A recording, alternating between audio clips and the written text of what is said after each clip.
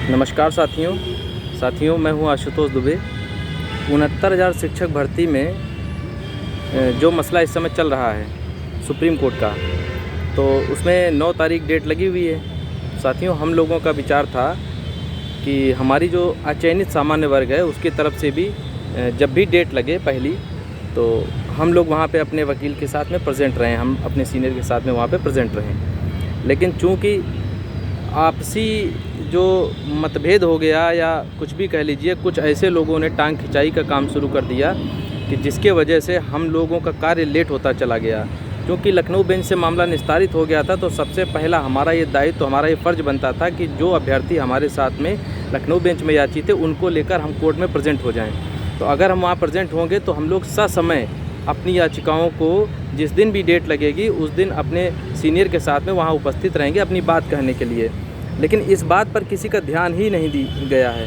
सभी ये कह रहे हैं कि अभी कोई याची ना बने, मुझसे पूछ कर ना बने, और इन सभी तमाम अफवाहों को जो है फैला रहे हैं। अब ये बताइए कि जो 9 तारीख डेट है, उस डेट में क्या उन लोगों को जिन्होंने याची बनने से सबको रोका था, क्या उनका कोई भी सीनियर एडवोकेट वहाँ पे प्रेजेंट रहेगा? कौन रहेगा अचयनित की बात कहने के लिए?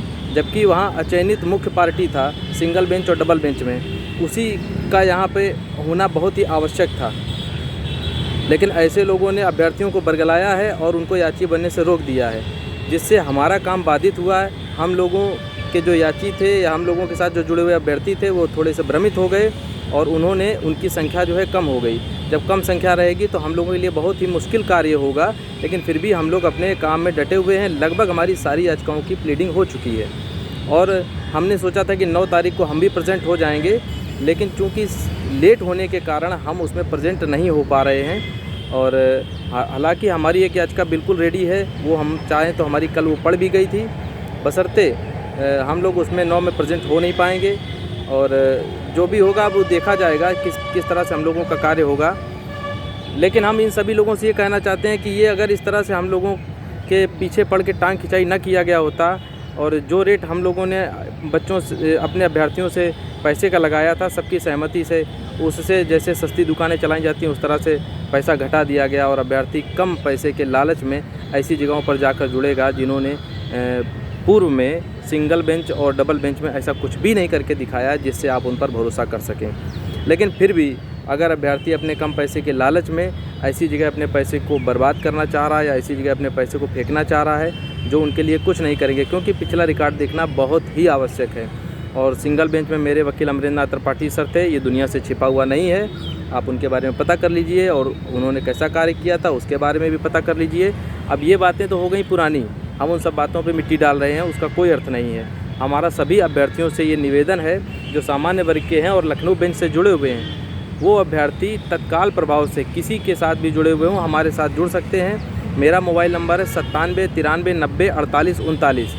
इस मोबाइल नंबर पे कॉल करके वो हमारे साथ जुड़ सकते हैं। अगर उन्हें अपने पैसे को वाकई में सही जगह यूज़ करना है, क्योंकि उस पैसे का दुरुपयोग ना हो, तो वो हम लोगों के साथ जुड़ सकते हैं। किसी भी प्रकार की पारदर्शिता दिखाने के लिए आशुतोष दुबे प्रतिबद्ध है। जब भी आप चाहें तो कोई भी अभ्यर्थी, हम हर एक अभ्यर्थी की बात कर रहे हैं, कोई ऐसा नहीं कि हमसे कोई पैरवी करता इस डेटा को मांगे। हम अभ्यर्थियों के लिए प्रतिबद्ध हैं, क्योंकि वो हमको पैसा देंगे और उनके पैसे से ही हम इस मुकदमे को लड़ेंगे। कोई हम अपने घर से पैसा लगा के मुकदमे को नहीं लड़ रहे हैं, तो हमारा किसी पर एहसान नहीं है। अगर हम मेहनत कर रहे हैं तो वो मेहनत हम अपनी नौकरी के लिए भी कर रहे हैं, क्योंकि इसमें मुझे भी नौकरी मिलेगी।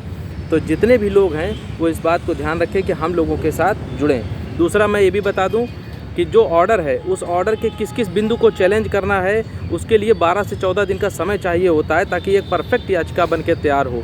अगर हम लोग चाहते तो हम लोग भी 24 घंटे 48 घंटे में कोई भी एक ऐसी याचिका वहाँ पे डाल सकते थे जिस याचिका का कोई महत्व नहीं होता, क्योंकि उस पर कोई भी रिसर्च जो है नहीं किया गया होता है। इसीलिए उन याचिकाओं को आगे लाने में आदमी को डर लगता है। और हम लोगों ने जो याचिकाएँ तैयार की हैं, हम लोगों की याचिकाओं में लगभग हम लोगों ने सभी बिंदुओं को प्लीड किया है। तो आप लोग बिल्कुल निश्चिंत रहें। केवल फीस और एज को छोड़कर जितने भी रिलैक्सेशन लिए गए हैं उन सभी को हम लोग काउंट करवा के रहेंगे। और माननीय सुप्रीम कोर्ट में जो DY चंद्रचूड़ जी की बेंच है वो हम लोगों के साथ में ज़रूर न्याय करेगी। और आप इसी जो है आशा के साथ हम आप सभी लोगों को ये आश्वस्त करते हैं कि निश्चित रूप से हम लोगों की विजय होगी। आप सभी लोग धैर्य बनाए रखें और हमारा साथ दें। धन्यवाद। जय सिया राम।